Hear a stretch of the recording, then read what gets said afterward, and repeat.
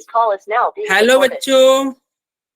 Hello sir. Hello sir. आज जो है केमिकल इक्विलिब्रियम में हम सबसे पहले पढ़ेंगे केमिकल इक्विलिब्रियम का छोटा सा टॉपिक है डिग्री ऑफ डिसोसिएशन। हालांकि ये जो टॉपिक है ये फिर से आयनिक इक्विलिब्रियम में सेम एज इट इज आएगा।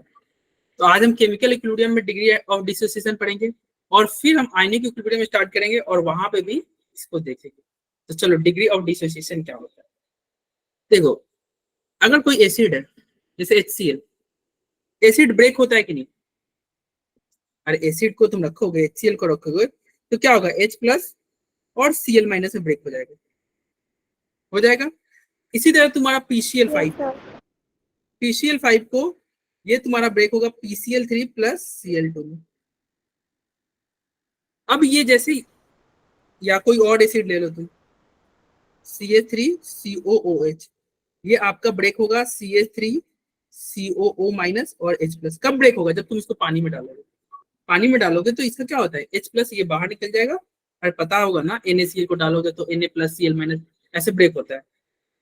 तो कोई चीज कितना ब्रेक होता है वो बताएगा उसका डिग्री ऑफ डिसोसिएशन। जैसे HCl तो पूरा ब्रेक हो जाता है। हम HCl को स्ट्रॉन्ग एसिड बोलते हैं। क्यों स्ट्रॉन्ग बोलते हैं? क्योंकि HCl आपकी 100% ब्रेक हो जाएगा H प्लस और Cl माइनस। HCl एक स्ट्रॉन्ग एसिड है क्योंकि वो 100% ब्रेक हो जाएगा H प्लस और Cl माइनस में। लेकिन इथेनोइक एसिड, ठीक है, कार्बोक्सिलिक एसिड, ये लोग क्या है, वीक एसिड है। क्या है? वीक एसिड है। क्यों वीक एसिड है? क्योंकि ये 100% ब्रेक नहीं होता, ये 100% नहीं ब्रेक होगा, कुछ उसका परसेंटेज ब्रेक होगा, कुछ नहीं होगा। तो ये कोई कितना परसेंट ब्रेक होगा वो उसका बताता है डिग्री ऑफ डिसोसिएशन। क्या बताएगा? उसका डिग्री ऑफ डिसोसिएशन है वही बताएगा कि कोई आपका कंपाउंड है, ठीक है, कोई कंपाउंड है वो कितना ब्रेक हो रहा है। तो डिग्री ऑफ डिसोसिएशन क्या है? द फ्रैक्शन ऑफ 1 मोल। और देखो ये हमेशा 1 मोल की बात करेगा। 1 मोल कोई आपका कंपाउंड है, कोई प्रोडक्ट, कोई आपका रिएक्टेंट है जो कि 1 मोल है, वो कितना डिसोसिएट करेगा। 1 मोल कोई रिएक्टेंट है वो कितना डिसोसिएट करेगा वो उसका डिग्री ऑफ डिसोसिएशन बताएगा। ठीक है। और डिग्री ऑफ डिसोसिएशन क्या होगा? Number of moles dissociated. कोई डिग्री ऑफ डिसोसिएशन पूछेगा तो हम बोलेंगे कोई कितना मोल डिसोसिएट कर गया, divided by initial number of moles taken. और अगर परसेंटेज की बात करें, परसेंटेज डिग्री ऑफ डिसोसिएशन क्या होगा? अरे जो फ्रैक्शन में आएगा उसको 100 से मल्टीप्लाई कर दो, जो फ्रैक्शन में आएगा उसको 100 से मल्टीप्लाई कर दो तो क्या हो जाएगा, फ्रैक्शन में आ जाएगा, परसेंटेज में आ जाएगा ना। अरे बोलो। यस। अब ये जो है ये क्या बोल दिया सर, डिग्री ऑफ डिसोसिएशन बहुत अच्छे से समझ में नहीं है, ये समझ में आएगा। आवाज ब्रेक हो रही है क्या? No sir.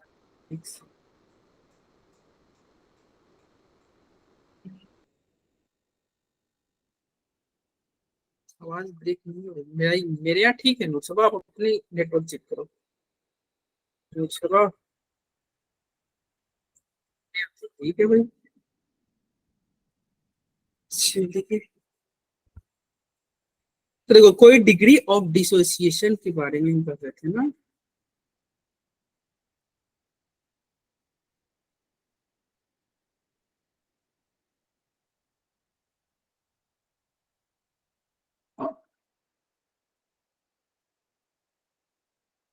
Sir percentage dissociation क्या में ये परसेंटेज डिसोसिएशन में अल्फा जो है ये हमारा कांस्टेंट होगा क्या? क्या परसेंटेज डिसोसिएशन में अल्फा क्या होगा हमारा? अभी बस 100 से मल्टीप्लाई कर दो। परसेंटेज डिसोसिएशन में ना क्या करो, 100 से मल्टीप्लाई कर दो। ठीक है, इधर समझ। सर अल्फा गिवन होगा हमेशा? अल्फा कभी दिया रहेगा कभी नहीं दिया रहेगा, सबका जुगाड़ अभी बता देते कैसे क्या करना। Okay sir. अल्फा जो होता है उसको बोलते हैं डिग्री ऑफ डिसोसिएशन, और इसका यहाँ फॉर्मूला क्या दिया, number of mole dissociated, number of mole dissociated, कितना मोल डिसोसिएट कर रहा है, divided by initial number of मोल। ठीक है, या फिर क्या कहेंगे, total moles of reactant. Initial में क्या रहेगा, टोटल मोल्स ऑफ जो तुम ले रहे हो। ठीक है, तो अल्फा क्या होगा, नंबर ऑफ मोल डिसोसिएट, कितना मोल डिसोसिएट किया, divided by total moles of reactant, total moles of reactant. तो ये हो जाएगा आपका अल्फा। ये फॉर्मूला बस ध्यान रखो, कितना मोल डिसोसिएट कर रहा है उसको डिवाइड कर दोगे टोटल मोल से, मतलब कितना मोल रिएक्टेंट में दिया हुआ है वो उसका अल्फा कहलाएगा। और अल्फा निकालने का एक और तरीका होगा जो कि हमारे लिए सबसे ज्यादा इंपॉर्टेंट होगा, वो समझना अल्फा के बारे में। अगर मान लीजिए एक हम लेते हैं क्या, PCl5 को लेते हैं, PCl5 ब्रेक होगा, PCl3 ये समझना बहुत काम का चीज है जो लिख रहे हैं, और Cl2 ऐसे ही होगा, ठीक है। Yes, sir. ये रिएक्टेंट रहा, PCl5 टूट रहा है PCl3 प्लस C2। इसको हम क्या बोलते थे, इसको हम पानी बोलते थे ना, और इसको Yes, क्या sir. बोलते थे, इसको बोलते थे बादल। बादल. एक वाला हमारा क्या था, पानी था, और दूसरा क्या था, बादल। ओके, बादल. अब बताओ स्टार्टिंग में जब टाइम 0 होगा, और चूंकि डिग्री ऑफ डिसोसिएशन 1 पे बात होता है ना, देखो डिग्री ऑफ डिसोसिएशन जो था वो क्या था, degree of dissociation is the fraction of 1 mole dissociated into product. Yes, 1 sir. मोल कितना डिसोसिएट हो रहा है, तो हम क्या करेंगे, इसको 1 ले ले, Sir. 0 और ये 0 होगा कि नहीं। देखो स्टार्टिंग में केवल और केवल पानी रहेगा, बादल तो होगा नहीं, No, sir. स्टार्टिंग में केवल पानी रहेगा, बादल नहीं होगा। ओके, लेकिन कुछ समय बाद क्या होगा, पानी कम होगा, पानी कम और होगा, बादल पानी होगा. कम होगा उतना ही बादल बनेगा, जितना पानी कम होगा उतना ही बादल बनेगा। तो कुछ समय क्या होगा, टाइम टी पे ये हो जाएगा 1 माइनस अल्फा, मतलब अल्फा कम हो गया। चूंकि ये अल्फा कम हुआ तो ये कितना बनेगा, अल्फा ही बनेगा कि नहीं, अल्फा बनेगा. Yes, sir. अल्फा. वो कम होगा Yes, उतना sir. ही बनेगा। ठीक है, चलो ओके, यहाँ तक किसी को कोई दिक्कत, सर सर क्या हो गया। सर प्लीज री एक्सप्लेन इट। ओके, फिर से बता दें, देखो स्टार्टिंग में तुम 1 मोल पानी लिए हो, पानी क्या लिए हो, 1 मोल, क्योंकि पानी क्या है 1 मोल लिए हो, तो प्रोडक्ट तो हमेशा स्टार्टिंग में 0 रहेगा। ये तो हम पिछले क्लास में बताए थे कि भैया स्टार्टिंग में हमेशा प्रोडक्ट बादल 0, जब रिएक्शन शुरू ही नहीं किया तो बादल तो 0 ही होगा कि नहीं। तो Yes, स्टार्टिंग sir. प्रोडक्ट 0, लेकिन समय के साथ पानी कम होगा, समय के साथ पानी कम होगा, ठीक है। तो जितना पानी कम होगा उतना ही बादल बनेगा कि नहीं। Yes, sir. पानी ये 1 था, तो 1 में से कुछ डिक्रीज हो गया अल्फा, तो ये क्या बना, अल्फा। ठीक है, अब बताओ यहाँ पे हमने क्या लिया था, हमने 1 मोल लिया था, हमने क्या लिया था, PCl5 1 मोल लिया था, तो ये अल्फा टूटा था। इसे समझ लो, 1 मोल जब तुम लिए थे पानी, तो ये ब्रेक कितना किया था, अल्फा में ब्रेक हुआ था कि नहीं। अगर 10 मोल पानी लेते तो ये 10 अल्फा में ब्रेक होता कि नहीं।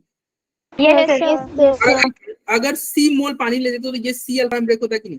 Yes, sir. यानी कि अगर यहाँ पे C रहता तो ये ब्रेक कितना होता, C अल्फा में। ठीक है, सब कुछ सहमत है इससे। Yes, 1 sir. गिलास पानी लोगे तो मान लो एक बादल बनना है, 10 गिलास पानी लोगे तो 10 बादल बनेगा, C गिलास पानी लोगे तो C बादल बनेगा।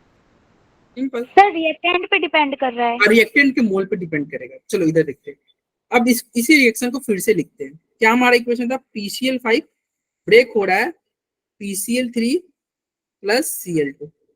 ओके, अब स्टार्टिंग में हमने क्या ले लिया, C, टाइम 0 पे ये क्या लिया, PCl5 C मोल लिया, तो ये देखो प्रोडक्ट तो हमेशा 0 ही होगा, टाइम 0 पे प्रोडक्ट हमेशा, यानी कि बादल हमेशा 0 होगा, वो दिक्कत। अब देखो टाइम t पे क्या होगा, ये C में से डिक्रीज करेगा, कितना कम होगा, C माइनस C अल्फा होगा। चूंकि ये C अल्फा कम हो रहा है तो बादल कितना बनेगा, बादल भी C अल्फा और ये कितना C अल्फा ही बनेगा ना। और जितना डिक्रीज होगा उतना ही बादल उतना ही बनेगा। अरे इसलिए उतना ही बना है ना, क्योंकि देखो इसके आगे भी 1 है, इसके आगे भी 1 है, देखो 1 1 और इसके आगे भी 1, तो सेम ही चलेगा। ठीक है, अरे ये तो हम पढ़े थे ना, क्या केसी का फॉर्मूला क्या होता था, याद है कुछ। Yes sir. क्या था केसी, क्या था। यस सर, CD अपॉन में CD यहाँ पे देखो, यहाँ क्या होगा, PCl3 into Cl2 divided PCl5। ठीक है, यस ये ले लेना, स्क्रीनशॉट ले लेना अटेंडेंस के। ठीक है, PCl3 और क्या होगा, into Cl2 divided by PCl5। अब बताओ PCl3 कितना लिए हैं, C अल्फा है, और Cl2 क्या है, C अल्फा, तो इसका वैल्यू पुट कर दीजिए। Kc इक्वल टू क्या होगा, alpha into C alpha. Divided by PCl5 क्या हो जाएगा, PCl5 की जगह पे लिख सकते हो C minus C Cl5 minus sir. Yes sir. लिख सकते हो। अब देखो नीचे अगर कॉमन लिया जाए तो क्या होगा, C square alpha square divided by C1 minus alpha. बोलो कोई दिक्कत? No. No sir. देखो C से C गया तो क्या बचेगा, C alpha square divided by 1 minus alpha. C alpha square divided by 1 minus alpha. Yes sir. क्या हो गया अंजलि? सर ये हमने 1 minus alpha अंडर ब्रैकेट क्यों लिया है? अरे कॉमन लिया ना, देखो ना दो, यहाँ भी C है यहाँ C अल्फा है, तो कॉमन लोगे तो C1 माइनस अल्फा नहीं हो जाएगा, कॉमन लिया है, ओके सर। C को कॉमन निकाल लिया हमने, ठीक है, तो C को हमने कॉमन निकाला। ओके, अब देखना यहाँ पे ये 1 माइनस अल्फा जो होता है ना, अगर ये वीक इलेक्ट्रोलाइट है, वीक इलेक्ट्रोलाइट मतलब समझते हो, जो कि बहुत कम टूटे, जो कि बहुत कम टूटे, अगर ये वीक इलेक्ट्रोलाइट रहेगा तो अल्फा का जो वैल्यू होगा 1 से क्या होगा, बहुत कम। अरे वीक इलेक्ट्रोलाइट के लिए अल्फा का वैल्यू क्या होगा, बहुत, या फिर मान लो अल्फा का वैल्यू बहुत कम होगा, तो 1 माइनस अल्फा को तुम इग्नोर कर सकते हो कि नहीं? Yes sir. अरे मान लो एक समंदर में से, एक सी में से आप एक ग्लास पानी निकालो तो क्या सी का पानी डिक्रीज हो जाएगा? No sir. ठीक है, अगर मान लो अल्फा का वैल्यू बहुत कम है तो 1 माइनस अल्फा की जगह पे तुम क्या लिख सकते हो, 1 लिख सकते हो। तो यहाँ पे क्या था, केसी था, केसी था, तो केसी इज इक्वल टू क्या हो जाएगा, केसी इज इक्वल टू हो जाएगा सी अल्फा। 1 में लिखो, अपॉन में 1 लिखो या मत लिखो, कोई दिक्कत नहीं। ठीक है, बोलो कोई दिक्कत? No sir. तो देखो यहाँ पे आपको एक क्या, बार रिपीट कर दो। हाँ एक बार मैं रिपीट कर दे रही हूँ। देखो क्या हमने सीखा अभी तक, सबसे पहले ये देख रहे, बहुत इंपॉर्टेंट है, आयनिक इक्विलिब्रियम में तो पूरा आयनिक इसी पे चलेगा, जो अभी हमने बताया आयनिक इक्विलिब्रियम, जो हमारा नेक्स्ट टॉपिक यानी कि नेक्स्ट चैप्टर जो है ये इसी पे चलेगा पूरा। तो आपको ये आना चाहिए ब्रेक करना, और ये नहीं आएगा ब्रेक करने तो आपको क्लास 12 में भी दिक्कत होगा, यहाँ पे तो होगा ही, क्लास 12 में भी दिक्कत होगा, तो इसलिए अच्छे से समझ लो। देखो हमने एक रिएक्शन लिखा, क्या लिखा हमने, कोई भी रिएक्शन ये आपको दिया रहेगा, PCl5 से इक्विलिब्रियम का रिएक्शन है, PCl3 प्लस Cl2, ये इक्विलिब्रियम का रिएक्शन। और क्या किया हमने, टाइम 0 पे PCl5 कोई C मोल ले लिया, या कंसेंट्रेशन इसका क्या है C, तो प्रोडक्ट तो हमेशा 0 होगा, तो 0 प्रोडक्ट हमेशा 0 होगा। टाइम T पे क्या होगा, ये C था ना, तो ये C अल्फा डिक्रीज होगा, तो C माइनस C अल्फा कर देंगे, क्योंकि ये C अल्फा डिक्रीज हो रहा है तो प्रोडक्ट भी क्या बनेगा, C अल्फा ही बनेगा। क्या बनेगा, C अल्फा ही बनेगा, ठीक है। यस ओके, अब इधर देखिए, अब केसी का फॉर्मूला क्या होता है, केसी होता है प्रोडक्ट, प्रोडक्ट क्या है, C अल्फा, तो C alpha into C alpha divided by reactant, reactant क्या है, C माइनस सी कॉमन ले लिया है, C को कॉमन ले लिया है, तो फिर क्या होगा, ये C से C कट जाएगा, क्या बचेगा, C alpha square divided by 1। ठीक है, बोलो कोई दिक्कत? ना, चलो अब आगे बढ़ते हैं और एक क्वेश्चन करते हैं।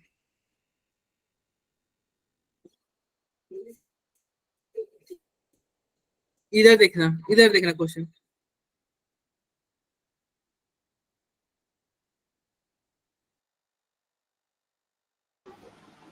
इधर देखो, the value of Kc is equal to क्या दिया है, 4.24।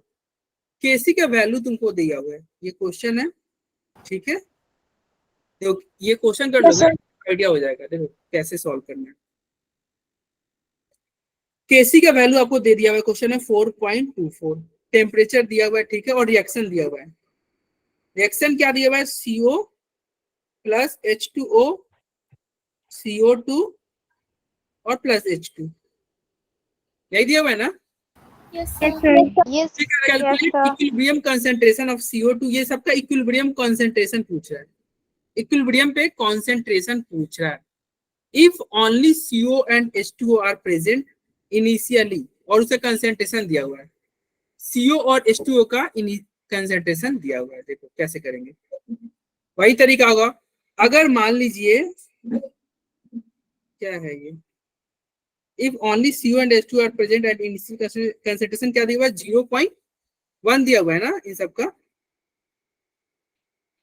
तो देखो ये अगर CO है, ये स्टार्टिंग में 0.1 दिया हुआ है क्वेश्चन में, इधर देखो। तो 0.1 से -1 हो, सुनो ये भी 0.1 होगा और ये 0 होगा कि 0 ये फिर देखो ये क्या दिया, इफ ओनली, ये इनिशियल कंसंट्रेशन क्वेश्चन में ही उसने दे दिया है, क्वेश्चन में ही, ठीक है। ओके उज्जवल, इनिशियल कंसंट्रेशन क्वेश्चन में दिया हुआ है क्या, इसका 0.1 और इसका भी 0.1, और वो दोनों का क्या है 0 टाइम टी पे क्या होगा, तो टाइम टी पे तो 0.1 0.1 माइनस एक्स हो जाएगा, और ये क्या होगा 0.1 माइनस एक्स होगा ना क्या सर, टाइम टी पे हम लोग सेकंड वाला कर रहे हैं ना, तो वो वहाँ वैल्यू यहाँ आपने पे टी T को होगा, टी होगा। yes। देखो टाइम टी पे क्या होगा, ये जितना कम होगा उतना ही प्रोडक्ट बनेगा, सिंपल सी बात है। अगर यस सर, डिक्रीज हो रहा है तो प्रोडक्ट क्या बनेगा, प्रोडक्ट भी एक्स बचेगा। Yes sir.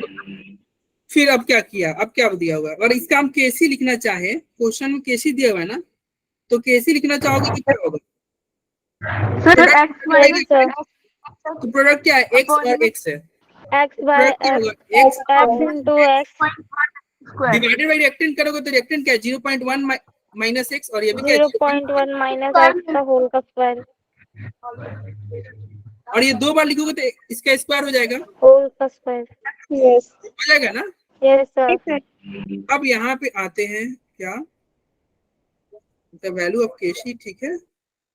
अब क्या किया जाए, इन सबका वैल्यू पुट कर दो, क्या पुट किया जा सकता है, if only CO and H2 are present initially and उसका कंसंट्रेशन दिया हुआ है, इधर देखिएगा केसी का वैल्यू दिया हुआ है ना? सुनो सुनो, अब हमें मोल दे रखा अरे केसी का वैल्यू भी तो दे रखी है ना 4.24, है। यस सर, तो इस केसी का वैल्यू 4.24 नहीं रख दोगे, यस सर, और ये क्या हो जाएगा एक्स स्क्वायर, और ये क्या होगा 0.1 माइनस 0.1 स्क्वायर हो जाएगा। अब देखो यस एक सर, मतलब ये इक्वेशन सॉल्व करके तुम एक्स का वैल्यू नहीं निकाल सकते, बोलो। Yes sir. अब Yes, जो yes, x sir. निकलेगा, जो x निकलेगा, अगर आप इसको सॉल्व करोगे ना, तो आई थिंक x आएगा आपका, क्या आएगा, कुछ आएगा, अरे इसका x सॉल्व हो जाएगा भाई, बोलो। यस क्वाड्रेटिक सर, इक्वेशन आ रहा है, ठीक है, इसका वैल्यू यस सर, इसका वैल्यू शायद सॉल्व करोगे ना तो 0.067, एक्स का वैल्यू आ जाएगा 0.19, 2 आएगा एक्स का वैल्यू, ठीक है। अब यहाँ पे हमको एक चीज सोचना है, सोचना नहीं देखना है। देखो जब एक्स का वैल्यू आप सॉल्व किया, आपने सॉल्व किया तो 0.67 और एक आएगा 0.194। अरे ये क्वाड्रेटिक इक्वेशन है, तुम 10th क्लास में सीखोगे क्वाड्रेटिक इक्वेशन को सॉल्व करना, आता है ना। यस सॉल्यूशन करके ये Yes, पीडीएफ sir. भेज दूंगी, ठीक है। अगर तुमको नहीं आएगा तो वो सॉल्यूशन देख लेगा कैसे क्वाड्रेटिक इक्वेशन को सॉल्व करते हैं, पीडीएफ में मैं सॉल्व करके डिटेल में भेज दूंगा, ठीक है। चलो अब इधर देखते हैं, तो एक्स का वैल्यू आ गया और पूछ क्या है, calculate equilibrium concentration of CO H2 CO और H2O एट 800 Kelvin। ये कंसेंट्रेशन पूछ रहा है इक्विलिब्रियम पे। अब बताओ स्टार्टिंग में तुम कंसेंट्रेशन क्या लिए थे 0.1, तो 0.1 अब बताओ ये 0.1 कंसेंट्रेशन लिए हो, कि अगर मान लो एक ग्लास पानी लिए हो तो बादल मैक्सिमम क्या बन सकता है, एक ग्लास ही। यस सर, भाई जितना रिएक्टेंट लोगे उससे ज्यादा तो प्रोडक्ट कभी नहीं हो सकता ना, यस सर, उससे ज्यादा नहीं होगा, मतलब रिएक्टेंट जितना लोगे प्रोडक्ट हमेशा उससे कम ही रहेगा। यहाँ पे देखना प्रोडक्ट क्या है एक्स है, प्रोडक्ट क्या है एक्स एक्स है, और एक्स का वैल्यू तुम्हारा क्या हो गया, एक हो गया 0.94, लेकिन स्टार्टिंग में तुम क्या लिए थे, रिएक्टेंट ही तुम्हारा था 0.1, तो ये 0.1 से ज्यादा हो ही नहीं सकता। ये जो CO2 है और H2 है, ये 0.1 से ज्यादा नहीं हो सकता, ठीक है, 0.1 sir. से ज्यादा नहीं होगा। तो इसका मतलब ये ऑप्शन हो जाएगा रॉन्ग, मतलब ये जो वैल्यू आया ये रॉन्ग हो जाएगा, ठीक है। और एक्स का वैल्यू क्या ले लेंगे, एक्स का वैल्यू ले लेंगे 0.06, एक्स का वैल्यू हो जाएगा 0.067, ठीक है। सर एक बार और स्टार्टिंग ये समझा दीजिए। रुक जाए, फिर से समझा दे रहे हैं। देखो क्वेश्चन फिर से इसको पूरा रब करके समझा दे क्या? अरे उज्जवल तुम टाइम से तो आते नहीं हो, यस सर। टाइम से आते नहीं हो, समझ में कैसे आएगा? उज्जवल भाई देखो क्या होगा, फिर से समझना क्वेश्चन क्या कह रहा है। कह रहा है कि द वैल्यू ऑफ केसी, केसी का उसने वैल्यू दे दिया है और रिएक्शन भी उसने दे दिया है। रिएक्शन क्या दिया हुआ है? CO H2O प्लस टू और क्या दिया हुआ है? CO2 प्लस टू प्लस ये दे दिया है इक्वेशन। और कह रहा है calculate equilibrium concentration of CO, और ये सबका इक्विलिब्रियम कंसंट्रेशन कर रहा है कैलकुलेट करने का। और फिर क्या कर रहा है? If only CO and H2O are present, और क्या कर रहा है? इनिशियल जो है केवल CO और H2O प्रेजेंट है, जिसका कंसंट्रेशन इसने दे दिया 0.1। ये इनिशियल कंसंट्रेशन उसने दे दिया है। ये कब है? टाइम 0 के बाद। तो हम जानते हैं टाइम 0 पे हमेशा प्रोडक्ट 0 होगा, कोई दिक्कत नहीं है। टाइम T पे क्या होगा? टाइम T पे ये घटेगा 2.1 माइनस एक्स। और ये जितना घटता है उतना ही प्रोडक्ट बनता है, ये जितना घटेगा उतना ही प्रोडक्ट बनेगा। अब केसी तुम लिख सकते हो। केसी क्या होता है? Product divided by reactant. किसी को इग्नोर करेंगे? नहीं, नहीं करेंगे, क्योंकि ये भी गैस है, ये भी गैस है, ये भी गैस है, ये भी गैस है, सबके सब गैस है, इग्नोर नहीं करना। तो केसी क्या हो जाएगा? X square divided by 0.1 minus x का होल स्क्वायर। केसी का वैल्यू उसने क्वेश्चन में ही दिया हुआ था, क्या दिया था? 4.24। तो इसका वैल्यू हम रखते हैं 4.24 और यहाँ से हम x का वैल्यू सॉल्व करके निकाल लेंगे। जब हमने x का वैल्यू कैलकुलेट किया था, हमारे पास दो वैल्यू है, एक आया 0.67 और एक आया 0.194। और जानते हैं स्टार्टिंग में मोल मतलब कंसंट्रेशन था वो स्टार्टिंग में 0.1 था। तो भाई रिएक्टेंट 0.1 है तो प्रोडक्ट उससे ज्यादा तो बन नहीं सकता, तो बन नहीं सकता हम इसको इग्नोर कर देंगे। तो क्या बना? x का वैल्यू आ गया 0.067, 0.067 x का वैल्यू आ गया। और ये क्या क्वेश्चन में क्या calculate the equilibrium concentration of CO2 H2 CO and H2O। अब बताओ x का वैल्यू क्या आ गया? 0.067। तो इसका क्या होगा? 0.0 कहते भाई 0.067। तो ये भी क्या होगा? 0.067। और इसका वैल्यू कोई कहेगा जो पूछेगा तो क्या होगा? बस 0.1 में से 0.1 में से माइनस कर दो 0.067। अब माइनस कर दो, जो आएगा वो वैल्यू आ जाएगा। सिमिलरली यहाँ पे भी माइनस कर दो, आ जाएगा, और जो आएगा वही आंसर हो जाएगा। क्योंकि ये क्या कर रहा था? ये कर रहा था इक्विलिब्रियम पे सबका कंसंट्रेशन बता दो। किसका कंसंट्रेशन पूछा? CO H2 CO और H2O का सबका कंसंट्रेशन पूछा था। ठीक है सर 0.033। हाँ वही हुआ 0.0। Sir T is equal to T में इक्विलिब्रियम स्टेट है ना? क्या इक्विलिब्रियम? हाँ 0.33 आएगा, 0.033 आएगा। देखो इक्विलिब्रियम पे जो होगा ना प्रोडक्ट का वैल्यू, अगर देखेगा कोई पूछे प्रोडक्ट क्या है CO2 और H2, पूछेगा प्रोडक्ट का वैल्यू बताओ इक्विलिब्रियम पे CO2 और H2 का वैल्यू बताओ। CO2 और H क्या था? H2। यस, तो इन दोनों का तो वैल्यू सेम आ गया 0.067। और रिएक्टेंट का वैल्यू यानी कि CO और H2O का वैल्यू क्या होगा स्टार्टिंग में? तो CO और क्या है H2O, इन दोनों का वैल्यू क्या होगा? सेम होगा। क्या होगा? में 0 माइनस की हो तो जो तुम्हारा है 0.033। अरे 1 में से माइनस कर दोगे ना, 1 में से इसको माइनस कर दोगे। ठीक है, अरे आया समझ में? आया ना?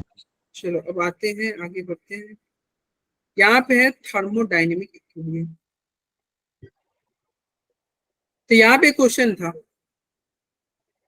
एक क्वेश्चन ये भी था। देखो देखो PCl5 क्या हो रहा है? PCl3 और Cl2 में ब्रेक हो गया और कह रहा है degree of dissociation of PCl5 is 0.54। Find the equilibrium concentration of PCl5 और क्या पूछ रहा है? PCl3। सेम क्वेश्चन है, इनिशियल मोल इस बार दे दिया है PCl5 का और ये इनिशियल रिएक्टेंट भी दे दिया है। क्या दिया हुआ है? एक रिएक्शन दिया हुआ है PCl5, ये ब्रेक हो रहा है PCl3 और Cl2 में ब्रेक हो गया, ये क्वेश्चन में दिया हुआ है। और क्या कर रहा है? ये कह रहा है if initial mole of PCl5, PCl5 का इनिशियल मोल क्या है? 1 मोल है। तो चूंकि ये टाइम 0 पे 1 मोल है तो प्रोडक्ट तो हमेशा 0-0 होगा, प्रोडक्ट तो हमेशा 0-0 होगा। टाइम T पे क्या होगा? ये 1 में से 1 माइनस अल्फा होगा और ये क्या होगा? अल्फा होगा, ये अल्फा होगा। और इसने क्या दिया हुआ है? और डिग्री ऑफ अल्फा का वैल्यू क्वेश्चन में दे दिया हुआ है। अल्फा का वैल्यू क्वेश्चन में दे, यानी कि ये 0.4 तो ये भी 0.4 होगा, तो ये क्या होगा, ये 0.6 नहीं हो जाएगा। यस सर 0.6 क्या हो गया, ये मोल आ गया, ये क्या है, ये सबके सब मोल है, क्योंकि ये इसने क्वेश्चन में क्या दिया हुआ था 1 मोल, ये मोल, लेकिन ये मोल दिया हुआ है, आपसे कंसंट्रेशन पूछ रहा है, तो कंसंट्रेशन का फॉर्मूला क्या होता है, मोल अपॉन वॉल्यूम, और जो मोलारिटी होता है ना उसी को कंसंट्रेशन ही बोलते हैं। तो मोलारिटी का फॉर्मूला क्या था, मोल बाई वॉल्यूम, कंसंट्रेशन का फॉर्मूला क्या होगा, मोल बाई वॉल्यूम। तो वॉल्यूम क्या दिया हुआ है, 1 लीटर दिया हुआ है, तो 1 से सब में डिवाइड कर दो, कोई फर्क नहीं पड़ेगा, जो आएगा वही आंसर हो जाएगा, यानी कि सर ये 0.6 कैसे हुआ इसका अल्फा वाला माइनस कर दिया है question ना, में? देखो ये 0.4 है ना, तो 1 में से 0.1 माइनस 0.4 तो क्या हो जाएगा 0. हाँ 0.6 ही आएगा ना, 1 में से 0.4 करोगे तो 0.6 आएगा। और 1 से क्यों डिवाइड किया है, क्या 1 से क्यों डिवाइड किया है? 1 से इसलिए डिवाइड किया क्योंकि देखो क्वेश्चन में ये मोल दिया हुआ था ना, मोल दिया हुआ था, और पूछ क्या रहा था, कंसंट्रेशन पूछ रहा था, और हम जानते हैं कंसंट्रेशन यानी कि मोलारिटी का फॉर्मूला होता है मोल बाई अपॉन वॉल्यूम, वॉल्यूम। और ये मोल, ये जो तुम्हारा आया है ना 0.6 क्या है, ये मोल है, तो वॉल्यूम से डिवाइड करना होगा। इत्तेफाक की बात ये है कि वॉल्यूम 1 लीटर ही दिया होता, तो 1 से डिवाइड करेंगे, अगर 2 रहता तो 2 से डिवाइड कर देते, 5 रहता तो 5 से डिवाइड कर देते, ठीक है, ओके सर, तो जो आया वही आंसर हो गया, ठीक है भाई, यस सर। ओके। चलो अब आगे बढ़ते हैं, ये सब हो गया, ये तो हम लास्ट चैप्टर में पढ़े थे, delta G is equal to क्या था, delta G nought R T L N Q, thermodynamics में पढ़ा था, गिब्स फ्री एनर्जी में डेल्टा जी का फॉर्मूला क्या था, मैंने बोला भी था, डायरी में आप लिख लीजिएगा, डेल्टा जी क्या होता है, yes sir, delta G nought plus R T L N Q, और एट इक्विलिब्रियम पे हमने बात किया था, इक्विलिब्रियम पे क्या होता था, डेल्टा जी 0 हो जाता था ना, इक्विलिब्रियम पे Yes, डेल्टा जी का वैल्यू 0 हो जाता था, और क्यू जो होता था उसको के इक्विलिब्रियम कहते थे, तो इक्विलिब्रियम पे इसका वैल्यू क्या होगा 0, तो फॉर्मूला क्या होगा, डेल्टा जी नॉट माइनस, ये उधर जाएगा तो माइनस हो जाएगा, minus R T L N Q, यही होता था, और जानते थे एल एन को हटाने के लिए 2.303 से मल्टीप्लाई कर देते थे, तो डेल्टा जी नॉट हमने क्या पढ़ा था, minus 2.303 R T log Q, ये हमने लास्ट क्लास में पढ़ा था, ठीक है, yes sir. आर टी, तो ये तो लास्ट चैप्टर वाला ही बात हो गया। चलो अब आगे बढ़ते हैं, वही सब लिखा हुआ है, देखो डेल्टा जी अगर 0 होता है तो इक्विलिब्रियम होता है, लेस देन निगेटिव होता है तो स्पॉन्टेनियस बोलते थे, और ग्रेटर देन 0 होता था यानी कि पॉजिटिव होता था तो नॉन स्पॉन्टेनियस, क्या है डेल्टा जी का वैल्यू निगेटिव होगा तो स्पॉन्टेनियस, पॉजिटिव होगा तो निगेटिव होगा तो स्पॉन्टेनियस, पॉजिटिव होगा तो नॉन स्पॉन्टेनियस, और 0 पे इक्विलिब्रियम, ये सब हम पढ़ चुके थे, ये डेल्टा जी का वैल्यू भी हमने पढ़ा, प्रोडक्ट माइनस रिएक्टेंट करते थे, तो हमने देख लिया। अब ये क्वेश्चन है, ये क्वेश्चन करने के लिए आपको एक छोटा सा, हाँ ये थर्मोडायनेमिक्स में आया हुआ था, यस, एक छोटा सा टॉपिक है उसको आप देख लो, फिर ये क्वेश्चन आपका आसानी से हो जाएगा, बहुत छोटा सा टॉपिक देखो, और इम्पोर्टेंट है, बहुत ज्यादा इम्पोर्टेंट है, इसको तुम अपने डायरी में नोट कर लेना, हम लिख दे रहे हैं, डायरी में नोट कर लेना, ठीक है। देखो अगर ए से कोई रिएक्शन है, ए से बी हो रहा है, और उसका के का वैल्यू क्या है, एक्स दिया हुआ है, केसी का वैल्यू, तो बी से ए अगर कन्वर्ट हुआ ना तो उसका के का वैल्यू क्या हो जाएगा, बता पाओगे उज्जवल? अरे जब रिएक्शन को उल्टा कर दिए तो के का वैल्यू क्या हो जाएगा, -6 नहीं, सुनो ये थर्मोडायनेमिक्स नहीं है, केमिकल इक्विलिब्रियम है, इसलिए कंफ्यूज मत होना, इसको डिवाइड हो जाएगा, अगर तुम मतलब जो है रिएक्शन है उसको तुम पलट दोगे तो उसका के का वैल्यू क्या होगा, पलट जाएगा, स्टार्टिंग में अगर केसी का वैल्यू एक्स है तो यहाँ पे केसी का वैल्यू क्या होगा, 1/x हो जाएगा, ठीक है भाई, तो ये आपको डायरी में आपको नोट करना है, ये हो गया पॉइंट नंबर 1, ये रिएक्शन को पलटोगे तो केसी भी पलट जाएगा, रिएक्शन को पलटोगे तो केसी भी पलट जाएगा। अब चलो अब यहाँ पे क्या, सर 1 कांस्टेंट रहेगा, हाँ 1 कांस्टेंट है, रेसिप्रोकल ले लेना है, डिवाइड कर देना, मतलब रेसिप्रोकल ले लेना, ठीक है, x को 1/x कर देना, वो 1 कांस्टेंट ही है, चलो अब देखो फिर से ये, इसको आप सेकेंड नंबर देखते हैं, इसको भी आप नोट कर लेना। ए से बी जा रहे हैं तो केसी का वैल्यू अगर एक्स है तो इसको 2 से मल्टीप्लाई कर दोगे तो केसी का वैल्यू क्या हो जाएगा बताओ? Sir double. डबल नहीं, फिर से ये थर्मोडायनेमिक्स नहीं है, इक्विलिब्रियम है। स्क्वायर कर दो, स्क्वायर कर दो, ठीक है। अरे स्क्वायर कर देंगे, और क्यों करते हैं? अरे केसी का फॉर्मूला में तुम देखो ना, अगर इसका केसी लिखोगे यहाँ पे देखो तो नहीं सोच सकते हो। Product by reactant B by A लिखोगे और इसका लिखोगे तो क्या होगा? प्रोडक्ट, यानी कि प्रोडक्ट में 2 है तो बी के स्क्वायर नहीं हो जाएगा? Yes sir. और डिवाइडेड बाई ए का स्क्वायर नहीं हो जाएगा? तो दुगुना की हो तो ये तुम चाहो तो इसको कॉमन, ये तुम ब्रैकेट में लोगे, इसको तुम नहीं लिख सकते बी बाई ए का होल स्क्वायर।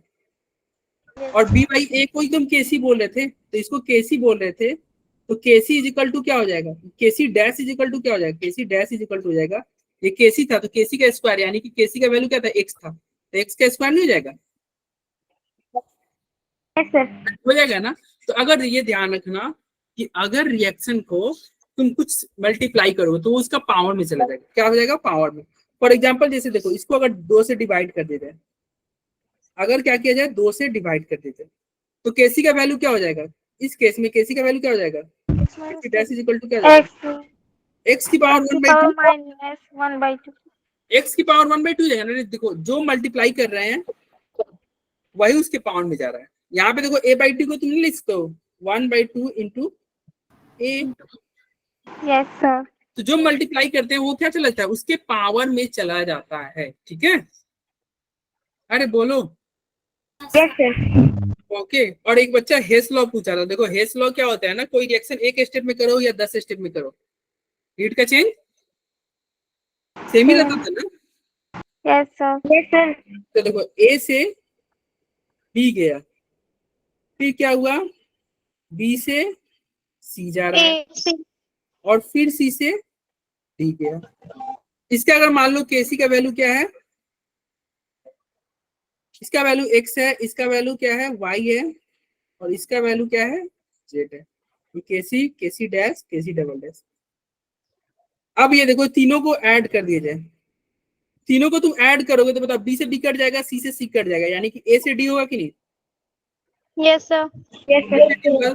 और तुम क्या किए? तीनों को ऐड कर दिए। तो तीनों को ऐड किया ना तो इसका केसी जो नया आएगा, केसी मान लो जो नया आया स्टार कर दे रहे हैं, वो क्या होगा? तीनों को मल्टीप्लाई कर दो।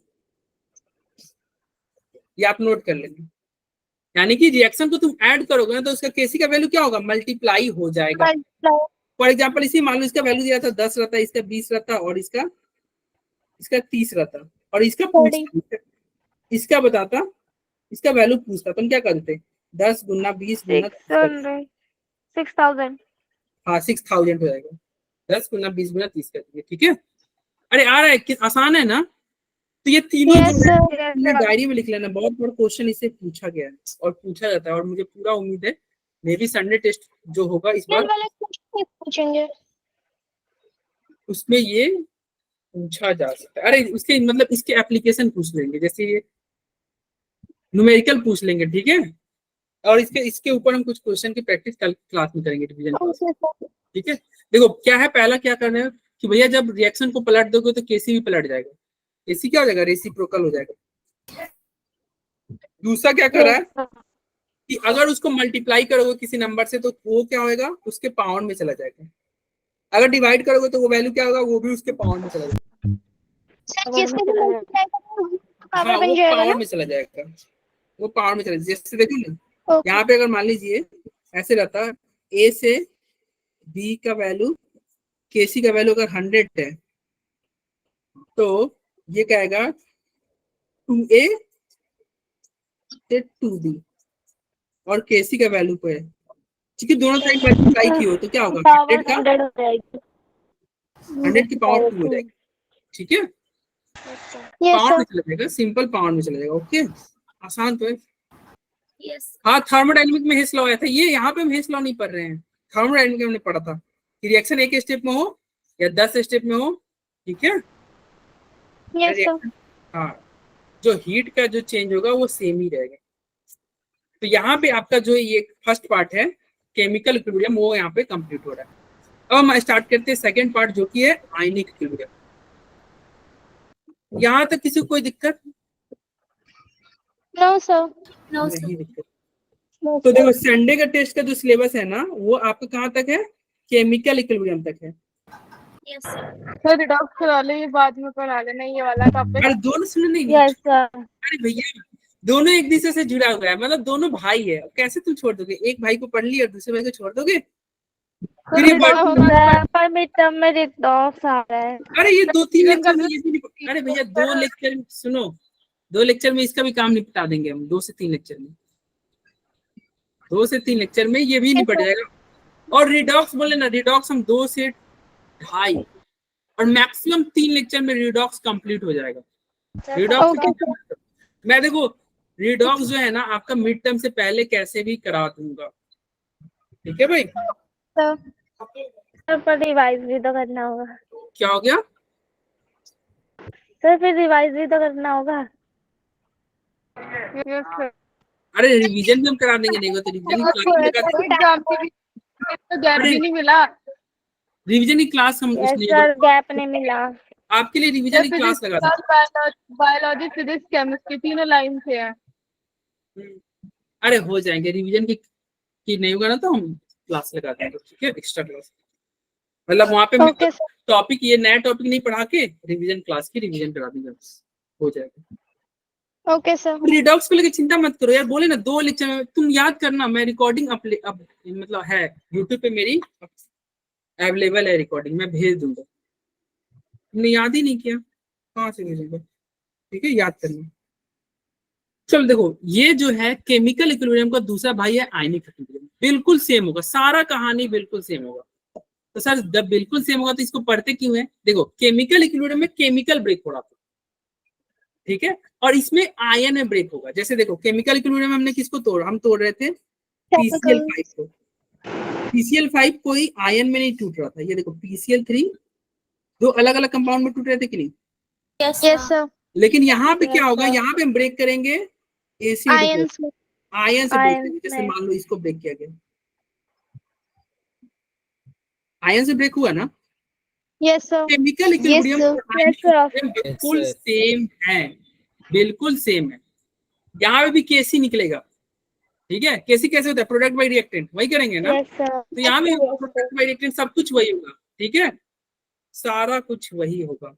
बट और इससे क्या होगा, आपका आसान हो जाएगा। आसानी इसलिए हो जाएगा क्योंकि आपको पता है ना वे प्रोडक्ट बाय रिएक्टेंट करते हैं, यहाँ भी प्रोडक्ट बाय रिएक्टेंट करेंगे। अंतर दोनों में क्या, वहाँ पे केमिकल ब्रेक होता था, यहाँ पे आयंस में ब्रेक, यहाँ पे आयंस में ब्रेक हो जाएंगे। जो भी होंगे ना वो आयंस में टूट जाएंगे। चलो तो जो आयंस में जो टूटेगा, कौन टूटता है? इलेक्ट्रोलाइट। Yes sir. इलेक्ट्रोलाइट जैसे NaCl आयंस में टूट जाएगा ना। Yes sir. आयनिक इक्विलिब्रियम में देखा क्या होता है, it is the equilibrium between the ionised and non ionised form of species. ये इक्विलिब्रियम है जो कि आयोनाइज्ड, देखो ये आयोनाइज्ड फॉर्म हो गया कि नहीं, प्लस माइनस में आ गया कि नहीं, यस सर। प्लस और ये माइनस, और ये देखो नॉन आयोनाइज्ड है कि नहीं, यस सर। तो हो गया ना। ये क्या हो गया, इक्विलिब्रियम हो रहा है आयोनाइज्ड और नॉन आयोनाइज्ड फॉर्म में। जैसे HCl को तुम मान लो ब्रेक कर दो H प्लस और Cl माइनस में।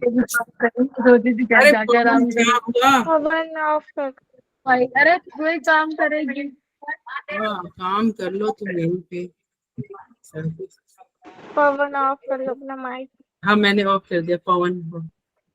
इधर देखो क्या हो रहा था, क्या हो रहा था? अरे मैंने म्यूट कर दिया था तुमको, फिर से तुम अनम्यूट हो गए। चलो अब हो गया म्यूट। पवन इधर देखते हैं आयनिक इक्विलिब्रियम में क्या था, इलेक्ट्रोलाइट। अब यहाँ पे और देखो सुनो, तुम जो सोच रहे हो केवल तुम ब्यूटी के बारे में सोच रहे हो, देखो तुमको अब कॉन्फिडेंट नहीं लग रहा कि भैया तुम्हारा एक पूरा किताब खत्म हो गया, ये चैप्टर कंप्लीट होते ही तुम्हारा एनसीईआरटी का पहला बुक पूरा कंप्लीट हो गया ना। पहला बुक पूरा कंप्लीट, अब तुमको दूसरा बुक पढ़ना है और पहले बुक में ही सारे टफ है। टफ इन सर सेकंड वाले में तो बहुत कम चैप्टर्स भी हैं। बहुत कम चैप्टर है और आसान है, उसमें ऑर्गेनिक आ जाएगा। ऑर्गेनिक इजी यस होता सर। है, हाँ उसमें ऑर्गेनिक आ जाएगा, ऑर्गेनिक इजी हो जाएगा, उसमें कैलकुलेशन वगैरह नहीं आएगा। सेकंड बुक में आपको गुना भाग इतने नहीं आएंगे, सारे गुना भाग वाले जो थे इसी मतलब पहले बुक में ही है। सर जब Yes, पेपर sir. होगा इसका फिर से पढ़ना होगा। क्या गुजल? जब इसका पेपर होगा फरवरी में ना, फिर से पढ़ना होगा सब। हाँ तो फिर से हम रिवीजन करा देंगे ना, आप क्यों चिंता कर रहे हो। दिसंबर में, नवंबर दिसंबर में चैप्टर कंप्लीट, पूरा सिलेबस कंप्लीट करा के फिर दोबारा आपको पढ़ा देंगे, तिबारा पढ़ा देंगे, तुम क्यों चिंता कर रहे हो, बहुत पढ़ लेंगे। Okay, sir. अरे चिंता मत करो, तुम देखो, तुम कॉन्फिडेंट रहो कि तुम्हारे जो है तुम बहुत अच्छा मतलब जा रहे हो तुम्हारा कि, और ये यार तुम लोग का यूटी वगैरह मिड टर्म वगैरह अच्छा ही जाएगा, तुमने मेहनत किया है, ये पढ़ा है, बाकी बच्चों की तरह नहीं, उज्जवल की तरह नहीं कि बस टाइम पास किया है। इधर देखना, इलेक्ट्रोलाइटिक सब्सटेंस क्या होगा, जैसे कि NaCl, KCl, HCl, ये सब इलेक्ट्रोलाइट है ना। Yes, sir. Yes, sir. और नॉन इलेक्ट्रोलाइट क्या होगा, जैसे कि चीनी, चीनी नहीं ना, टू ब्रेक होता है वो क्या No, होगा, sir. चीनी हो गया, Sir, कोई कार्बन हो sugar गया। केमिकल फार्मूला होता है क्या? क्या? अरे तुम सर लोग शुगर पढ़े का कोई 10th क्लास में तुमने पढ़े नहीं है कि हाँ हम चीनी, एक एक्सपेरिमेंट किए होगे ना, नमक डालते थे तो क्या होता था, करंट पास करता था, चीनी डालते थे तो नहीं पास करता था। सर ऐसा कुछ किया? एक्सपेरिमेंट अरे 10th क्लास में एक्सपेरिमेंट सर नहीं था? कुछ नहीं किया। नो कुछ सर, नहीं कुछ नहीं किया सर। क्या आप किया तो फिर देखो, most ionic equilibrium is observed in weak electrolyte. देखो आयनिक इक्विलिब्रियम जो होगा ना, वे वीक इलेक्ट्रोलाइट में ऑब्जर्व होगा। क्यों एक वीक इलेक्ट्रोलाइट में होगा? क्योंकि देखो जो स्ट्रांग होगा जैसे HCl, वो तो पूरा टूट जाएगा। मतलब इस चैप्टर में हमारा जो टारगेट होगा ना, उस पे टारगेट होगा जिसका अल्फा का वैल्यू क्या हो, अल्फा का वैल्यू क्या हो, 1 से कम, अल्फा का वैल्यू क्या हो, 1 से कम लेस हो देन 1। और 0 से ज्यादा हो। देखो अल्फा का जो रेंज होता है ना, अल्फा का रेंज जो होता है वो क्या होता है, और किस स्लाइड में था, 1 से कम होगा, 0 से ज्यादा होगा। अल्फा का जो रेंज होगा भैया क्या होगा, 1 से कम, 0 से ज्यादा। देखिए तब तो ये सिर्फ पॉइंट में ही होगा। हाँ पॉइंट में होगा। फ्रैक्शन की बात करें तो देखो, alpha degree of dissociation varies from 0 to 1।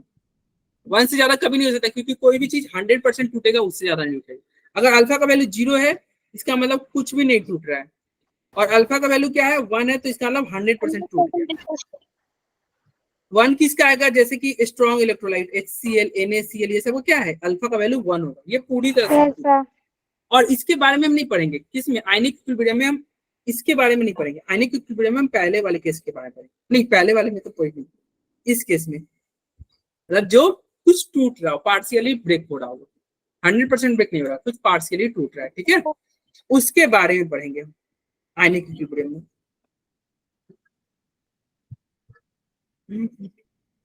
Points वाले पढ़ने वाले हैं। हाँ पॉइंट्स वाले करने वाले हैं, आयनिक इक्विलिब्रियम में हम पॉइंट्स वाले करेंगे, क्योंकि स्ट्रॉन्ग तो पूरी तरह से टूट जा रहा है, जो पूरी तरह से टूट जाएगा उससे क्या फायदा। अब देखो इलेक्ट्रोलाइटिक सब्सटेंस क्या होता है, they have tendency to produce ions. Electrolytic substance किसको होगा, जो देखो बहुत आसान टॉपिक चल रहा है, अब तुमको लगेगा ना कि ये क्या यार, तुमको सब पहले से पता है, वैसा ही टॉपिक है सारे, बोले नहीं चैप्टर आसान है। देखो they have tendency to produce ion. यार इलेक्ट्रोलाइट क्या करते हैं, जिसको जो आयन में आयन दे दे, जैसे HCl, अरे HCl इलेक्ट्रोलाइट क्यों है, क्योंकि वो आयन देता है ना, NaCl, ठीक है। डिसोसिएशन में भी 100% और मे नॉट भी। डिसोसिएशन यानी कि आयन में टूटना 100% टूट भी सकता है, नहीं भी टूट सकता है। देयर Yes, सॉल्यूशन कंडक्टिविटी, और क्या होता है इसके सॉल्यूशन हमेशा इलेक्ट्रिसिटी को कंडक्ट करेंगे ना। हाँ जैसे HCl को पानी में डाल दो, उसमें तुम करंट पास करेगा, ठीक है। Yes, तो इसके क्या होगा, इसके जो हाँ इनके क्या होगे, इलेक्ट्रोलाइट को तुम डाल दोगे तो करंट पास करेगा। साल्ट को डाल दो, NaCl डाल दो, हाँ ये इजी है। नॉन इलेक्ट्रोलाइट क्या होगा, नॉन इलेक्ट्रोलाइट मतलब जो कि जिसमें करंट पास ना हो, जो टूटे ना, दे डोंट प्रोड्यूस आयन, ये आयन को प्रोड्यूस नहीं, ये कोई आयन नहीं देगा। दे सॉल्यूशन डोंट कंडक्ट इलेक्ट्रिसिटी, इसके सॉल्यूशन इलेक्ट्रिसिटी भी नहीं देंगे, क्योंकि आयन ही नहीं दे रहा है। फॉर एग्जांपल यूरिया हो गया, ग्लूकोज हो गया, शुगर हो गया, ये लोग आयन में नहीं टूटते हैं, आयन में नहीं टूटते हैं, इसका मतलब इसमें कोई करंट भी पास नहीं करेगा। डिग्री ऑफ डिसोसिएशन का फॉर्मूला हमने ऊपर देखा ही था, ठीक है, डिग्री ऑफ डिसोसिएशन या आयोनाइजेशन। देखो इसको दो नाम है यहाँ पे, एक डिग्री ऑफ डिसोसिएशन और दूसरा है आयोनाइजेशन, दोनों अल्फा ही है, ठीक है। डिग्री ऑफ डिसोसिएशन या आयोनाइजेशन नंबर, और ये हमने फॉर्मूला दिखाई था भाई, number of mole take dissociation divided by initial number of mole of reactant, और परसेंटेज हमने बात किया ही था अभी आज की क्लास में बात किया था, अल्फा इनटू 100। तो सारे सेम चीज ही आएंगे। स्ट्रॉन्ग इलेक्ट्रोलाइट क्या हो गया सर एक क्वेश्चन क्या बोला नंदी, आपने नहीं सुन दिया? अच्छा बीच में आवाज कट रही थी क्या? No sir. इट में पॉसिबल ना, आप क्या नेटवर्क अरे मैंने कुछ नहीं बताया, मैंने बस यही बताया कि स्ट्रॉन्ग इलेक्ट्रोलाइट जो होते हैं जो कि आयन में टूट जाता है, तुमको पता होगा इलेक्ट्रोलाइट आयन में टूटता है, सबको पता है यार इनिशिएट। और नॉन इलेक्ट्रोलाइट क्या होता है? जो आयन में ना टूटे, और जो आयन में टूटेगा वो क्या होगा? वो करंट पास नहीं करेगा उसमें, और इलेक्ट्रोलाइट में क्या होगा? करंट पास करेगा। बस इतना ही आसान चीज तो बताए हैं। स्ट्रॉन्ग इलेक्ट्रोलाइट क्या होता है? जिसका अल्फा का वैल्यू लगभग 1 हो, और वीक क्या होगा? जिसका अल्फा का वैल्यू क्या हो? 1 से कम हो, और 1 से कम कितना? देखो बहुत बहुत ज्यादा कम हो जा रहा है, बहुत ज्यादा कम हो जा रहा है ना। ऐसे देखो अल्फा का वैल्यू क्या है? बहुत ज्यादा कम हो रहा है, ठीक है। चलो अब यहाँ पे स्ट्रॉन्ग इलेक्ट्रोलाइट दिया हुआ है। स्ट्रॉन्ग इलेक्ट्रोलाइट जो पूरी तरह से टूट जाए, HCl, NaOH, वही सब सारा चीज है। देखो क्या है, HCl स्ट्रॉन्ग इलेक्ट्रोलाइट है, NaOH है, क्यों? क्योंकि NaOH क्यों स्ट्रॉन्ग इलेक्ट्रोलाइट है? क्योंकि जैसे इसको पानी में रखोगे Na प्लस और OH माइनस में टूट जाएगा, Na प्लस और OH माइनस में टूट जाएगा, ठीक है। HCl किस में टूट जाएगा? HCl H प्लस और Cl माइनस में टूट जाएगा, ठीक है। ये स्ट्रॉन्ग एसिड है, देखो ये स्ट्रॉन्ग इलेक्ट्रोलाइट है, मतलब स्ट्रॉन्ग एसिड है, ठीक है। सर इसे सेपरेटली रखेंगे कैसे? अरे ये टूट जाएगा ना, पानी में रखोगे तो ब्रेक हो जाएगा। H प्लस और Cl माइनस, ये तो 10th में पढ़े होगे। HCl को पानी में रखोगे तो Yes, पूरी तरह से ब्रेक, पूरी तरह से ब्रेक हो जाता है। क्योंकि ये पूरी तरह से ब्रेक हो जाता है, देखो यहाँ पे इक्विलिब्रियम भी नहीं आएगा, देख रहे हो? इक्विलिब्रियम को साइन दे रहे हैं, नहीं ना? अरे इस एरो को हम इक्विलिब्रियम को साइन नहीं बोलते, ये पूरी तरह से ब्रेक हो रहा है तो इक्विलिब्रियम को साइन नहीं दे रहे। इक्विलिब्रियम को साइन देखो यहाँ पे दिया हुआ है ना। Yes sir. तो जो वीक इलेक्ट्रोलाइट होता है वो पूरी तरह से नहीं टूटता है, वीक इलेक्ट्रोलाइट पूरी तरह से नहीं टूटेगा, तो वहां पे वो पूरी तरह से नहीं टूटेगा, तो वहां पे आपका क्या होगा? इक्विलिब्रियम आपको दिखेगा, इक्विलिब्रियम दिखेगा, ठीक है। जैसे क्या है, NH4OH, ये एक वीक इलेक्ट्रोलाइट है। कैसे टूटेगा ये टूटेगा आपका NH4 प्लस में, और किस में टूटेगा? OH minus. NH4 प्लस और OH माइनस से ब्रेक हुआ, और ये एक वीक इलेक्ट्रोलाइट है। सिमिलरली देखो ये एसिटिक एसिड, इथेनोइक एसिड, ठीक है, ये सारे के सारे क्या है? वीक है, वीक इलेक्ट्रोलाइट है, weak acid, weak base, okay. ये सब तुमको आता है यार, सब आता है, कुछ बताने लायक है नहीं। इसमें बताने लायक आपका जो है वो क्या, H प्लस वाला डिग्री ऑफ डिसोसिएशन। देखो फिर से डिग्री ऑफ डिसोसिएशन आएगा, और डिग्री ऑफ डिसोसिएशन फिर से आया तो फिर से हम समझेंगे, ठीक है। डिग्री ऑफ डिसोसिएशन इस बार आयंस में तोड़ना है। किसको तोड़ना है? आयंस में। आयंस में, आयंस में तोड़ना है, तो देखिए Ha, फिर से समझना, जिसको उस समय नहीं समझा को यहाँ पे समझ आ जाएगा। मान लो Ha है, ये H प्लस और A माइनस में ब्रेक हुआ कि नहीं? Yes sir. अब ये टाइम 0 है, ये C है, तो ये 0 0 होगा कि नहीं? यस ये टाइम T होगा, तो C माइनस C अल्फा, और ये C अल्फा और ये C अल्फा होगा कि नहीं? यस होगा ना। अगर इसका हम Kc लिखोगे तो क्या होगा? C alpha C alpha divided by C minus C. होगा ना, C minus C alpha common ले लिए थे, ये C से C कट गया था, तो क्या आ गया था? Kc इज इक्वल टू आपका आ गया था ना 1 minus alpha. C alpha square divided by 1 minus alpha. और हम बोले थे ना अगर वीक इलेक्ट्रोलाइट होगा तो अल्फा का वैल्यू क्या होगा? बहुत कम हो जाएगा, तो Kc इज इक्वल टू क्या हो जाएगा? C अल्फा स्क्वायर हो जाएगा कि नहीं? Yes sir. हो जाएगा ना। सर ये तो बिल्कुल सेम है। तो सेम ही है, यस सेम ही है। वहां पे क्या हो रहा था? वहां पे केमिकल इक्विलिब्रियम में केमिकल ब्रेक हो रहा है, यहाँ पे आयन में ब्रेक हो रहा है, आयन में ब्रेक हो रहा है, बस सब कुछ सेम है। बोले नहीं सब कुछ सेम है, इसीलिए इसको छोड़ नहीं सकते, सब कुछ साथ में। सर साइन का डिफरेंस है कि आयंस वाले साइन आ रहा है। क्या हो गया? सर इसमें बस साइंस का डिफरेंस है। हाँ ये आयंस में टूट रहा है ना, sign in the sense ion में टूट रहा है ना, प्लस और माइनस। हालांकि अब तुम सोचोगे सब सब तो सेम है, लेकिन एक्चुअली में आयनिक इक्विलिब्रियम पिछले चैप्टर से टफ चैप्टर है। अभी थोड़ी देर में तुमको पता चलेगा। अभी तो मतलब ये यहाँ पे कुछ बहुत सारे केस बनेंगे, वो चैप्टर बहुत। हाँ सर 1 माइनस अल्फा कहाँ चला गया? क्या? 1 माइनस अल्फा अपॉन में जो था सी अल्फा स्क्वायर के।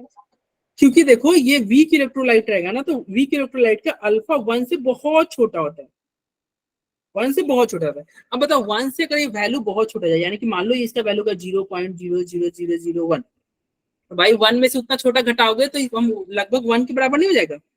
Yes sir. Yes, sir. के नीचे हम 1 लिखते तो 1 लिखो या मत लिखो, इग्नोर करो, ठीक है? Okay sir. इसलिए Yes, sir. देखो यहाँ पे डिग्री ऑफ डिसोसिएशन, देखो यहाँ पे क्या लिखा हुआ है, अल्फा का वैल्यू 1 से बहुत छोटा होगा तो वीक इलेक्ट्रोलाइट, अल्फा का वैल्यू 1 के बराबर होगा तो स्ट्रॉन्ग इलेक्ट्रोलाइट, और क्या होगा, degree of dissociation of an electrolyte at infinite dilution is assumed to be unity. यानी कि जब इनफाइनाइट डाइल्यूशन करोगे ना, यानी कि बहुत ज्यादा पानी मिलाते, मतलब बहुत ज्यादा पानी मिलाते गए तो क्या हो गया, वो पूरा तरह टूट जाएगा कि नहीं? Yes sir. पूरा टूट जाएगा ना, तो पूरा टूट जाएगा, तो जैसे ही पूरा टूटेगा तो क्या होगा, इसका अल्फा 1 हो जाएगा ना। अल्फा का मतलब होता है कोई चीज कितना टूट रहा है, ठीक है ना? जैसे एक लड्डू है, एक लड्डू को तुम कितना तोड़ सकते हो, कितने पार्ट्स में तोड़ सकते हो, वो उसका अल्फा बताएगा। डिग्री ऑफ डिसोसिएशन मतलब उस लड्डू को तुम कितने पार्ट में तोड़ सकते हो, ठीक है? Okay, sir. ओके उज्जवल, जब तुम पढ़ लेना। देखो ऑन डाइल्यूशन क्या करोगे, जब डाइल्यूट करोगे तो क्या होगा, डिसोसिएशन इंक्रीज करेगा। हाँ भाई, पानी मिलाओगे तो ऑब्वियस ही बात है आयन ज्यादा नहीं मिलेंगे, ज्यादा ब्रेक होगा, Yes, sir. ठीक है? और ये सब कब होगा, जब तुम्हारा कोई वीक इलेक्ट्रोलाइट हो। ऑन डाइल्यूशन द प्रोबेबिलिटी वही होगा, डाइल्यूशन करोगे तो ज्यादा इलेक्ट्रोलाइट होगा। चलो, which of the following is a strong electrolyte? क्या पहला स्ट्रॉन्ग इलेक्ट्रोलाइट है NaCl? बताओ, अरे बोलो यस या no. Yes, sir. No, Yes, sir. sir. आप पहला स्ट्रॉन्ग इलेक्ट्रोलाइट है, अरे सब तुम बचपन से जानते हो NaCl स्ट्रॉन्ग इलेक्ट्रोलाइट है। क्या दूसरा स्ट्रॉन्ग इलेक्ट्रोलाइट है? No, sir. नहीं है। क्या H2SO4 स्ट्रॉन्ग इलेक्ट्रोलाइट होता है? Yes sir. होता है ना? Yes, sir. पता होगा H2SO4 Sir. एक होता है SO4 में, ये स्ट्रॉन्ग इलेक्ट्रोलाइट है। क्या NaOH स्ट्रॉन्ग इलेक्ट्रोलाइट है? No sir. Yes, Yes, sir. sir. हाँ, ये भी ठीक है, Yes, Na और OH माइनस में, ये भी स्ट्रॉन्ग है। इसका आंसर Yes. क्या होगा, ACD होगा, ACD। Sir, fused NaCl. अरे उसको लिक्विड में कर दो, Okay, मोल्टेन sir. मोल्टेन। अच्छा ये कब, ये कहाँ पे होगा, ये जो है मतलब आयंस का कब ब्रेक होते हैं, जब उसको तुम कोई सॉल्वेंट में डालो, NaCl को सॉल्वेंट में डालो तो ब्रेक हो जाएगा ना। Yes, sir. जनरली हम कौन सा सॉल्वेंट लेंगे, जनरली हम लेंगे water as a solvent, water as a solvent. क्यों वाटर सॉल्वेंट लेंगे, तो तुमको देखो जब हमने पढ़ा था केमिकल बॉन्डिंग, उसमें हमने पढ़ा था पोलर डाइपोल मूवमेंट पढ़ा था, Yes, sir. यस और उसमें हमने बात किया था पोलर कंपाउंड के बारे में। पोलर के बारे में क्या बोलते हैं, जिसका डाइपोल मूवमेंट जीरो ना हो, जिसका डाइपोल मूवमेंट जीरो नहीं होता था तो उसको पोलर बोलते थे। Yes. ये तुम्हारे बोर्ड एग्जाम के लिए जो होगा ना, वहां पे पूछा जा सकता है कि हाँ पोलर किसे बोलेंगे, तो जिसका डाइपोल मूवमेंट जीरो ना हो, जीरो नहीं हो, डाइपोल मूवमेंट का वैल्यू कुछ ना कुछ हो तो उसे पोलर बोलते हैं। और वहीं पे हमने बोला था लाइक डिजोल्व लाइक, यानी कि पोलर पोलर में डिजोल्व होता है, पोलर पोलर में dissolve Yes, होता है। sir. और वहां पे हमने पढ़ा था कि वाटर भी एक क्या होता है, पोलर। वाटर का डाइपोल मूवमेंट जीरो नहीं होता है, हमने पढ़ा था वाटर का Yes, डाइपोल मूवमेंट कुछ ना कुछ होता है। यस तो वाटर एक पोलर Yes, है, sir. वाटर क्या है, पोलर। और यहाँ पे क्या है, इस चैप्टर में तुम क्या ले रहे हो, आयनिक, चैप्टर का नाम ही है आयनिक, तो कुछ आयन ले रहे हो। आयन मतलब प्लस माइनस चार्ज। Yes, अब sir. प्लस माइनस चार्ज कहाँ डिजोल्व होगा, लाइक डिजोल्व लाइक। तो ये क्या है, ये भी पोलर है, ये और पानी पोलर है, तो प्लस माइनस कहाँ डिजोल्व होगा, पोलर में, यानी कि पानी में डिजोल्व होगा। यानी कि इस चैप्टर में तुम कौन सा सॉल्वेंट लोगे, पानी। Water. हाँ वाटर लेंगे, ठीक है, बेंजीन वगैरह नहीं लेंगे, नॉन पोलर सॉल्वेंट नहीं लेंगे। कौन सा सॉल्वेंट लेंगे, पोलर, क्योंकि पोलर में ही जाके वो आयन ब्रेक मिलता है। आयन कहाँ टूटेगा, पोलर में, नॉन पोलर सॉल्वेंट में नहीं टूटेगा, ठीक है। लाइक डिजोल्व लाइक, ये हम पढ़ चुके हैं केमिकल बॉन्डिंग, ठीक है। Yes, sir. तो आयनाइजिंग सॉल्वेंट क्या लोगे इस चैप्टर में, वाटर। Water. वाटर एक पोलर सॉल्वेंट है, और आयन भी क्या होता है, आयन जो होता है वो पोलर ही होता है, ठीक है। अब यहाँ पे 3 कंसेप्ट हैं एसिड बेस के, ये हम केमिकल बॉन्डिंग में भी पढ़े थे, यहाँ पे बस थोड़ा सा रिपीट कर दे रहे हैं। अर्हेनियस कॉन्सेप्ट क्या होता है इसे? अर्हेनियस देखो 3 तरह के कॉन्सेप्ट पढ़े हैं। पहला है अर्हेनियस कॉन्सेप्ट, मतलब अर्हेनियस साहब ने क्या बोला था, कौन एसिड होगा? तो उन्होंने बोला था देखिए भैया एसिड वो होगा जो कि क्या करे, H प्लस दे दे, जो H प्लस रिलीज करे उसे बोलोगे एसिड। और बेस क्या होगा, जो OH OH एसिड का एग्जांपल क्या होगा, HCl। बेस का एग्जांपल क्या हो जाएगा, NaOH। ये क्या है, ये अर्हेनियस ने कहा था। अर्हेनियस कांसेप्ट क्या करता है कि एसिड उसे बोलेंगे the substance when dissolve in water release H plus, जो मतलब पानी में डालोगे तो H प्लस देगा उसे बोलोगे एसिड। और जो पानी में डालोगे OH माइनस देगा उसे क्या बोलोगे, बेस। पानी में डालोगे H प्लस देगा तो एसिड, पानी में डालोगे OH माइनस देगा तो बेस। बोलो कोई दिक्कत? बेस। No sir. ये अर्हेनियस का था। अर्हेनियस का कांसेप्ट देखो यहाँ पे देख रहे हो, H है, पानी में डालो H प्लस दे दिया, चलो भाई एसिड है। पानी में डाले, अच्छा ये क्या है, it is not mandatory that all acid contain H plus and all base contain OH minus. For example CO2, CO2 क्या है, एक एसिड है। देखो अर्हेनियस कांसेप्ट कुछ फेल हो जाता है। फेलियर ऑफ अर्हेनियस कांसेप्ट क्या होगा कि कोई कोई ऐसे भी सब्सटेंस होंगे जो कि H प्लस नहीं देता हो, जैसे CO2, CO2 कोई H प्लस नहीं देता है लेकिन वो एसिड है। एसिड है ना, अरे स्प्राइट में CO2 मिला रहता है, स्प्राइट में CO2 मिला रहता है, ठीक है। और स्प्राइट का पीएच क्या होता है, 7 से कम होता है। स्प्राइट एसिडिक है इन नेचर होता है। और ये तुम पढ़ चुके होगे, ये भी तुमने 10th क्लास में पढ़ा होगा। CO2 का नेचर क्या होता है, नॉन मेटालिक ऑक्साइड हमने पढ़ा था। जब तुम मैग्नीशियम रिबन को तुम जला रहे थे 10th क्लास में, मैग्नीशियम रिबन क्या होता था, मेटल ऑक्साइड था ना। मेटल ऑक्साइड हमने पढ़ा था, मेटल ऑक्साइड मैग्नीशियम रिबन को जला रहे थे तो क्या होता, बेसिक नेचर हो रहा था। और non metal oxide acidic nature हो रहा था क्लास 10th में। तो कोई कोई ऐसा होता है मेटल नॉन मेटल, जो मतलब कोई कोई कंपाउंड ऐसे होंगे जो H प्लस OH माइनस नहीं देंगे लेकिन फिर भी एसिडिक होंगे। लेकिन अर्हेनियस क्या करता है, अर्हेनियस तो बोला था कि भैया जो H प्लस देगा वही एसिड होगा। तो फेल नहीं हो गया, फेलियर हो गया ना अर्हेनियस का। हाँ, तो जैसे यहाँ फेलियर हो गया कि CO2 एसिड है लेकिन अर्हेनियस के हिसाब से एसिड नहीं है। क्यों, अर्हेनियस बोलता था जो H प्लस है वो उसको एसिड है। NH3 बेस है, ये हम पढ़ चुके हैं केमिकल बॉन्डिंग में। और ये बेस है, अर्हेनियस के हिसाब से बेस नहीं है। अर्हेनियस कहते थे जो OH माइनस देगा, तो ये तो OH माइनस नहीं देता है फिर भी बेस है। फिर यहाँ पे टाइप्स ऑफ एसिड। एसिड क्या है, एक होता है मोनोबेसिक एसिड। मोनोबेसिक एसिड क्या होगा, जो एक ही H प्लस दे, जैसे HCl। HCl कितना H प्लस देगा, एक देगा ना। Yes sir. HCl एक H प्लस देगा। HF क्या देगा, कितना H प्लस देगा, एक H प्लस देगा। और तो जो एक H प्लस देगा ना उसमें बोलोगे मोनोबेसिक एसिड। जो एक H प्लस देगा उसे क्या बोलोगे, मोनोबेसिक एसिड। हाँ। और जो 2 H प्लस देगा उसे क्या बोलोगे, डाइबेसिक। हाँ डाइबेसिक। यस शिवानी, आपके आंसर नहीं आ रहे हैं? बाकी बच्चे नहीं बोल रहे, कुछ ही बच्चे बोल रहे हैं। इतना आसान भी अगर तुम नहीं जवाब दे पाओगे तो फिर बहुत गंभीर समस्या है आपके साथ। हाँ, इससे इजी कुछ नहीं हो सकता भाई। ये जो टॉपिक अभी हम पढ़ रहे हैं ना, इससे आसान टॉपिक क्लास 11th में तो नहीं है। इससे आसान टॉपिक OH वाला जो है इसको एक बार कर दीजिए, जिसमें मतलब जो आयंस ब्रेक डाउन हो रहा है। OH माइनस में, अरे किसमें OH सर माइनस? सेकंड वाला, सर फर्स्ट वाला जो उसका है मोनो बेसिक वाला। अच्छा ये फर्स्ट वाला, इसमें इसी में का। Yes sir. अरे H प्लस AQ मतलब होता है ना एक्वस, मतलब पानी। अरे वही चीज है ना, HCl क्या होता है, HCl ब्रेक होगा पानी में रखोगे तो H प्लस इसका सेकंड एग्जांपल जो है Cl माइनस। यहाँ पे देखो H2SO4 है, H2SO4 को तुम ब्रेक करोगे तो क्या होगा, 2H प्लस और SO4 2 माइनस। ये नहीं पता आपको? Yes sir. हाँ तो हो गया। ओके, तो डाई बेसिक में क्या होगा, ये देखो 2H प्लस दिया कि नहीं, यस 2H हाँ तो जो 2H प्लस देगा ना उसे क्या बोलोगे, डाई बेसिक। ट्राई बेसिक में क्या होगा, जो 3H प्लस दे दे, जो 3H प्लस दे दे, ठीक है। जैसे देखो यहाँ पे H3PO4 को ब्रेक कराया, 3H प्लस दिया है, यस सर। तो जो 3H प्लस देगा उसे ट्राई बेसिक कर दो। इतना आसान तो है। एक H प्लस देगा तो मोनो बेसिक, 2 देगा तो डाई बेसिक, 3 देगा तो try basic. Okay, yes sir. तो ये था अर्हेनियस के कुछ कंसेप्ट। देखो अर्हेनियस बेस क्या होगा, सब्सटेंस जो कि पानी में डालोगे तो OH माइनस दे दे। हाँ भाई सबको पता है, जो पानी में डालोगे तो OH माइनस दे देगा। फॉर एग्जांपल देखो ये अर्हेनियस बेस है, सब पानी में डालोगे तो OH माइनस देगा।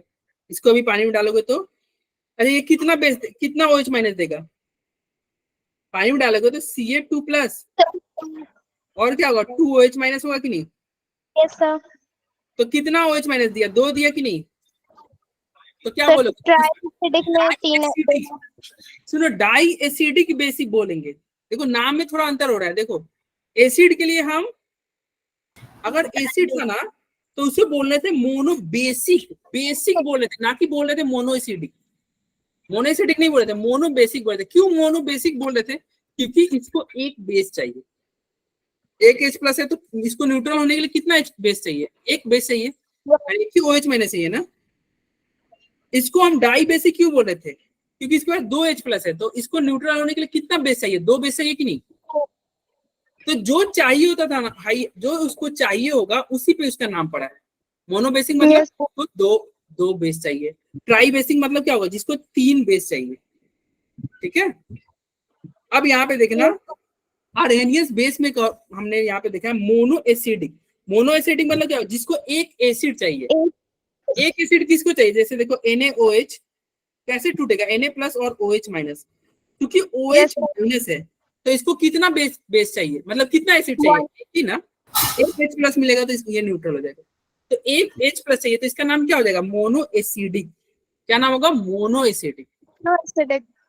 और ये देखो डाई एसिडिक क्यों है? क्योंकि देखो 2 बेस है, 2 एसिड चाहिए। ऐसा यानी कि इसको 2 एसिड चाहिए, यानी कि 2 H प्लस चाहिए, तो इसको क्या बोलेंगे? Die acidic.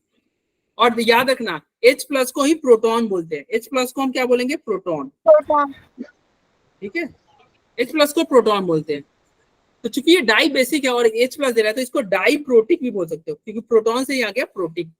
तो क्या कौन सा बेस है? Diprotic basic. ठीक है, ये देखो ये क्या है? ट्राई एसिडिक या ट्राई प्रोटिक। ये क्या था? मोनो एसिडिक या मोनो प्रोटिक। देखो फिर से समझाते, किसी को कोई दिक्कत? No sir. फिर से समझाते हैं, देखो सर एक बार रिपीट कर दीजिए। लास्ट वाला रिपीट कर दो। जैसे ये तुम्हारा ये एल्युमिनियम है, इसको तुम ब्रेक कराओगे तो क्या होगा? 3Al प्लस 3Al 3 प्लस होगा ना। और क्या होगा? अरे 3Al,